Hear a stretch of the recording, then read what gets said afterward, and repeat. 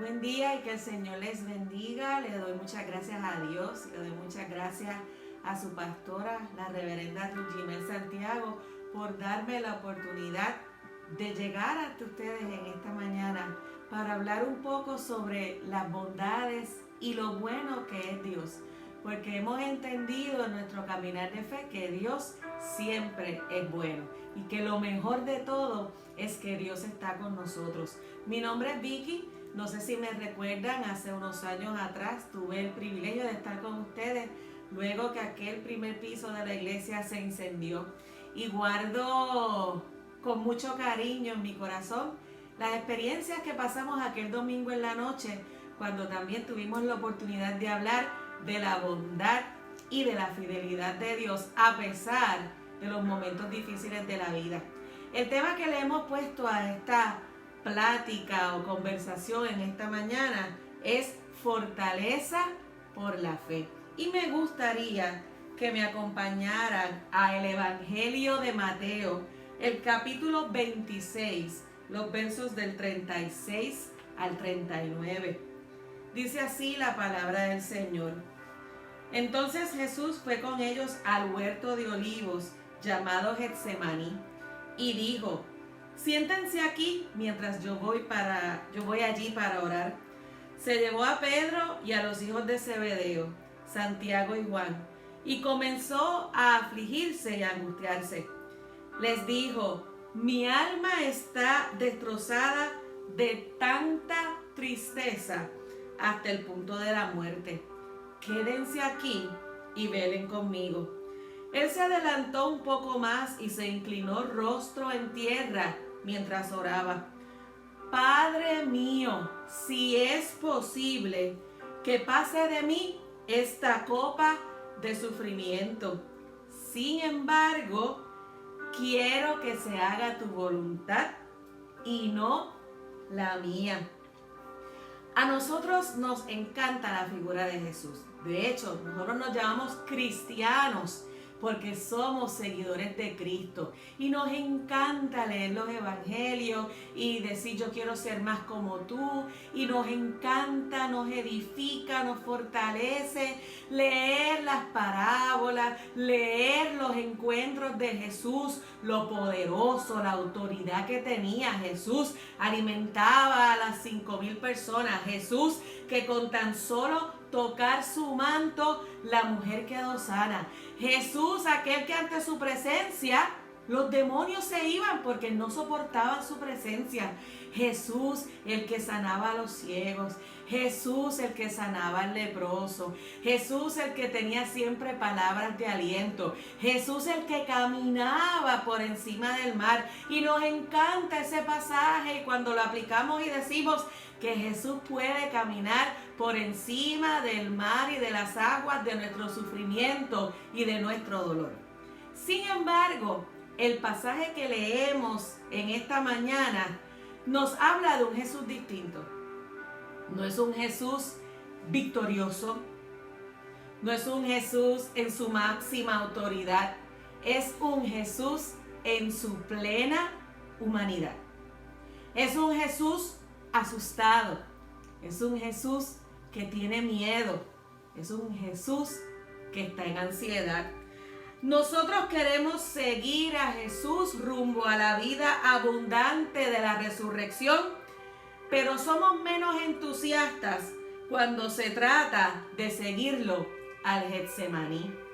Hay un himno ochentoso que dice: seguiré do tú me guíes, seguiré do tú me guíes, a tu lado fiel te seguiré. Pero cuando seguirlo implica el camino del dolor, el camino de la prueba, el camino de la pérdida, el camino de la aflicción, ay no, Señor, por ahí yo no quiero ir, porque yo quiero vivir en victoria, yo quiero vivir contigo. ¿Sabes una cosa? A todos nosotros, a todos los seres humanos, pero en especial a todos nosotros los que nos llamamos cristianos y cristianas, nos va a tocar en algún momento enfrentar el duro momento de la prueba. Nos va a tocar pasar por una tristeza inmensa, por una desilusión muy grande. Hay autores que le llaman a este periodo en la vida la noche oscura del alma. Es ese periodo de tiempo en que nos sacuden el piso. Es ese periodo de tiempo en el que toda la seguridad que creíamos tener, de momento se nos esfuma en un abrir y cerrar de ojos. Para algunos, la noche oscura del alma puede llegar por la muerte de un ser querido. Si es nuestro padre o nuestra madre ya envejecidos, lo tomamos con dolor, pero un poco más de resignación, porque tuvimos toda una vida con ellos. Pero cuando se nos muere un hijo, cuando se nos muere el esposo o la esposa, cuando perdemos a alguien en un accidente, es una noche oscura del alma. Para otros, la noche oscura del alma puede llegar con una demanda de divorcio. No esperábamos que este momento llegara, pues nos casamos para toda la vida. Pero de momento esa persona que amamos y que juró amarnos, nos dice que ya no va más. Hasta aquí llegué, se acabó esto. Comienza la noche oscura del alma. Para otros puede llegar con un despido, muchas veces injustificado. Y esa seguridad económica que sentíamos se nos pierde, se nos va. Y comenzamos a experimentar ansiedad, preocupación, miedo, noches oscuras del alma. Nos damos cuenta entonces que no estábamos preparados para enfrentar momentos difíciles como tal vez pensábamos que lo estaríamos. Y le cantamos al Señor: yo quiero ser un vaso nuevo, rompe mi vida y hazla de nuevo. Pero cuando la vida se nos rompe, oh wow, Señor, este dolor sobrepasa mis fuerzas. Esta situación, yo no sé si pueda sobrellevarla. Si así tú te encuentras en esta mañana, estas palabras son para ti. En términos psicológicos, cuando una persona está enfrentando un proceso de pérdida, pasa por 5 etapas que yo estoy segura que tú las has escuchado antes. Estas etapas son negación, coraje, negociación, tristeza y aceptación. Negación, porque cuando nos dan la noticia, de momento no podemos creerlo o no queremos creerlo. No, eso no puede ser cierto. No, esto no puede estar pasando. Es que esto es mentira, es que yo estoy soñando, es que esto es un mal sueño, esto se va a mejorar, esto no puede ser así. Pero según va pasando los días y vemos que sí pasó, nos comienza a invadir coraje. Tal vez nos da coraje ver a otras personas felices. Tal vez nos da coraje con el jefe que nos despidió, con la pareja que nos dejó, con la situación injusta que estamos viviendo, con el fallecido. ¿Y por qué? Y hasta nos da coraje con Dios. Y no queremos que nos vengan a predicar y no queremos que nos digan nada de la Biblia y yo no quiero ir a la iglesia y yo no... Y saben una cosa, es válido, es parte del proceso emocional, pero cuidado. La tercera etapa, que es la negociación, es cuando yo busco involucrarme en cosas que me mantengan entretenido o entretenida para no aceptar mi realidad y mi pérdida. Hay quienes recurren al alcohol, a las drogas, para estar en un estado alterado de conciencia y no pensar. Hay otros que recurren al Señor, pero con la motivación de pensar, si yo me meto con Dios, esto se arregla. Pero cuando vemos que no se arregla, volvemos. Estas etapas no pasan 1, 2, 3, 4, 5. Es como una montaña rusa. Finalmente nos llega la tristeza, que es parte del proceso. Pero si no nos cuidamos, esa tristeza nos puede llevar a una depresión severa. Y finalmente llegamos a la aceptación. Muchas veces en mi vida yo me he preguntado o he dicho o he afirmado, definitivamente yo no entiendo a Dios. Yo no entiendo, yo no sé qué es lo que Él quiere, yo no entiendo cómo Él hace las cosas. Y esa pregunta también es válida. Hay veces que cuando experimentamos tristeza, coraje, inseguridad, ansiedad, podemos pensar que estamos pecando. Podemos pensar que esto nos aleja más de Dios. Sin embargo, la Biblia nos dice vez tras vez que Dios es un Padre amoroso. El Salmo 34, verso 18 dice: el Señor está cerca de los que tienen quebrantado el corazón. Él rescata a los de espíritu destrozado. Si tu corazón está quebrantado en esta mañana, si tu espíritu está destrozado, ten ánimo. Hold on. Agárrate de Dios, porque su promesa en el Salmo es que el Señor está cerca de los que sufren, de los que se entristecen, de los que se sienten destrozados. Y miremos nuevamente a Jesús y tratemos de encontrar en este pasaje 3 cosas importantes que podemos aprender a la hora de experimentar un quebranto tan grande. Fíjense que Jesús fue al Getsemaní con 3 de sus discípulos. Se llevó a Pedro, a Santiago y a Juan, y les pidió que lo acompañaran. Si estás pasando un momento de mucho dolor, no te aísles. Tampoco es que hagas un testamento en Facebook y se lo compartas a todo el mundo, porque eso tampoco es. Pero no te aísles, no te encierres. Busca al menos una persona de tu entera confianza. Una persona a la cual tú hayas identificado como mentor en la fe. Y pídele a esa persona que te acompañe en este proceso. Que oren juntos, que ore por ti. Si no te atreves a ir a un psicólogo, pídele a esa persona que te acompañe. Si necesitas desahogarte, pídele a esa persona que te escuche. Y hermanos, si tú eres la persona escogida, escucha sin juzgar. Está disponible para esa persona. Y de corazón, comienza a orar por ella. Si te encierras, si te lo guardas, si no lo compartes con nadie, en algún momento te vas a enfermar, porque el cuerpo es como una computadora que cuando está overloaded, sobrecargada de emociones, se descompensa y vienen los dolores de pecho, vienen los dolores de estómago, vienen los ataques de pánico, viene el aumento de estrés, el aumento de presión. Así que Jesús mismo nos está enseñando que si en su momento de dolor Él no estuvo solo, Él se llevó a sus 3 discípulos de más confianza para que lo acompañaran, es porque en nuestro momento de dolor no tenemos por qué caminar solos.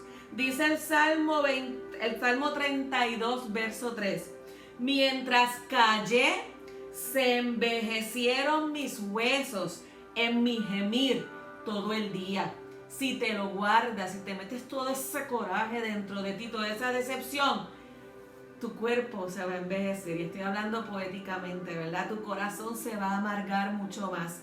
Así que permite que alguien te acompañe. No camines solo. Jesús, segunda cosa que hizo, comenzó a orar. En su dolor más grande, en su momento de mayor dificultad, Jesús buscó de Dios. Jesús sabía a lo que iba. Así que tenía que tener terror, ansiedad, angustia, desesperación. Y él clamó al Señor, porque él mismo había dicho en Juan 15:5, separados de mí, nada podéis hacer. Separados de mí, nada podéis hacer. En tu momento de dolor, no te enchismes con Dios. no te rebeles, no te alejes.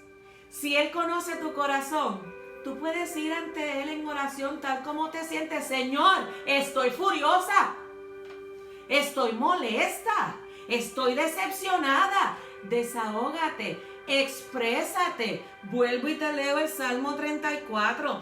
El Señor está cerca de los que tienen quebrantado el corazón. El Señor estuvo cerca de Job en su prueba. Y al final Job pudo decir: conozco que todo lo puedes y que mi pensamiento no lo puedo entender. Hablaba lo que no entendía y de oídas te había oído, pero después de la prueba Job puede decir: mas ahora mis ojos te ven. Elías en el Antiguo Testamento, en su momento de depresión, se tiró a dormir, a descansar, no quería ni orar. Dios no lo desechó, Dios no lo juzgó, Dios no le dijo: Ave María, qué sinvergüenza eres, Ave María, qué mal agradecido tú eres.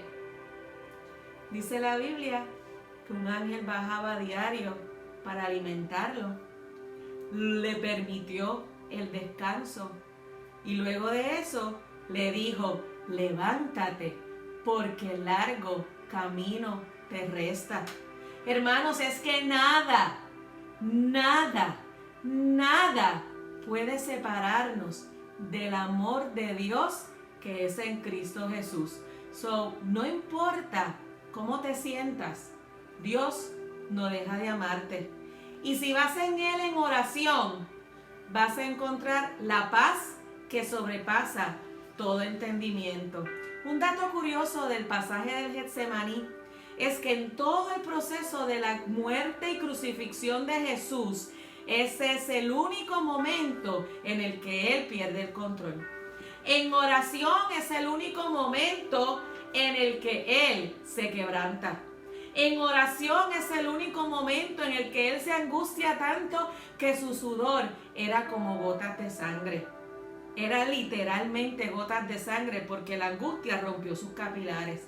Sin embargo, cuando vemos a Jesús ante Herodes, cuando vemos a Jesús ante Pilato, cuando vemos a Jesús cargando la cruz, no se descompuso más.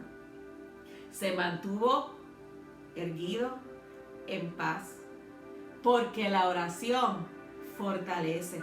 Así que la segunda enseñanza de este pasaje es que vayas a Dios en oración y presentes tu causa. Y la tercera y más importante enseñanza, y también la más difícil.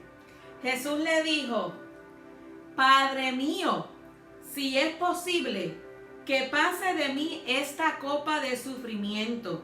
Sin embargo, quiero que se haga tu voluntad y no la mía.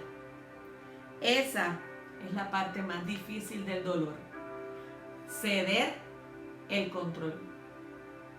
Entender que no vamos a entender a Dios, que sus pensamientos son más altos que los nuestros, que Él ve cosas que yo no puedo ver, que su voluntad es mejor que mis planes, que los sueños que Él tiene para mí son mejores que los sueños que yo misma tengo para mí. Decirle al Señor que se haga tu voluntad, pero no la mía, es un acto de fe. Es confiar en que Él tiene el control de los tiempos. Como dice también la Biblia, Jehová dio, Jehová quitó. Sea el nombre de Jehová bendito. Así que el reto en esta mañana es aprender a confiar en la soberana voluntad de Dios.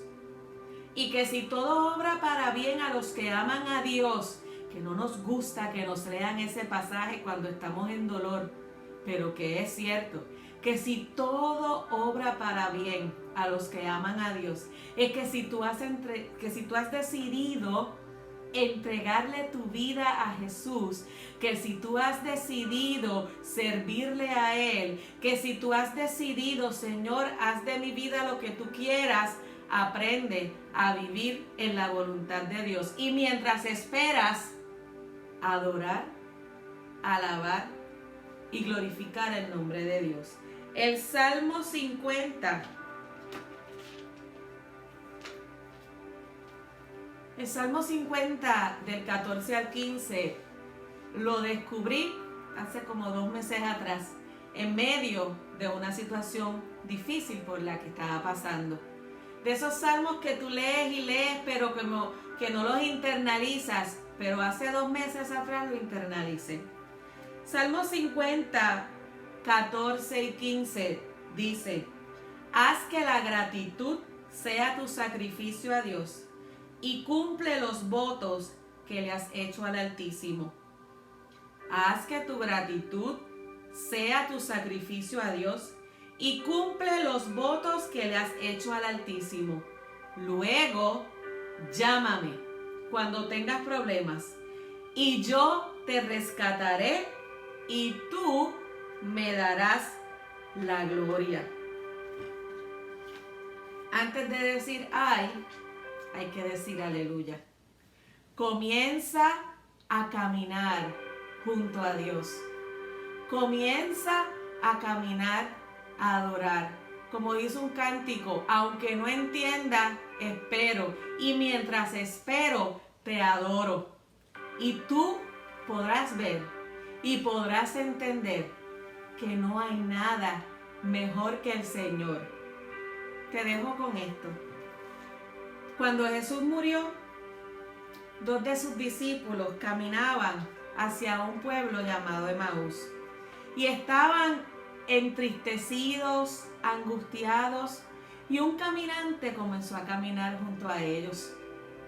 Ellos no pudieron reconocer que quien caminaba con ellos era Jesús, porque tenían tanto dolor, estaban tan sumidos en el dolor de la pérdida que no pudieron verlo. No permitas que el dolor de tu pérdida quite tu mirada de Jesús o te lleve a pensar que Jesús no está a tu lado. Jesús siempre camina contigo. Entiende tu dolor porque Él lo vivió. Él sabe lo que es la angustia, Él sabe lo que es el miedo, Él sabe lo que es la desesperación. Cuando oras, le oras a un Jesús que te entiende, a un Jesús que te abraza, a un Jesús que te ama. Y recuerda que separados de Él, nada podemos hacer. Amado Dios y Padre Celestial, qué hermoso es recordar y pasar pasajes de la Biblia para entender, refrescar nuestra memoria y saber que tú estás con nosotros, que tú estás a nuestro lado. Yo te dejo ante ti a esta iglesia metodista El Sinaí. Tú conoces su situación como pueblo de Dios. Tú conoces sus circunstancias personales y familiares. Y yo te pido en esta mañana que la paz que sobrepasa todo entendimiento caiga sobre tu iglesia, Señor. Y que al salir de este lugar, o si luego escuchan esta reflexión en sus casas, en este momento, Espíritu Santo de Dios, tu paz, Señor, cubra cada corazón, abrace cada vida en esta mañana y que ellos puedan sentir cómo tú sostienes sus manos y caminas a su lado, que tú nunca te alejas de ellos. Bendícelo, Señor, guárdalo, fortalécelo, Señor, en el nombre de Cristo. Amén y amén. Dios les bendiga.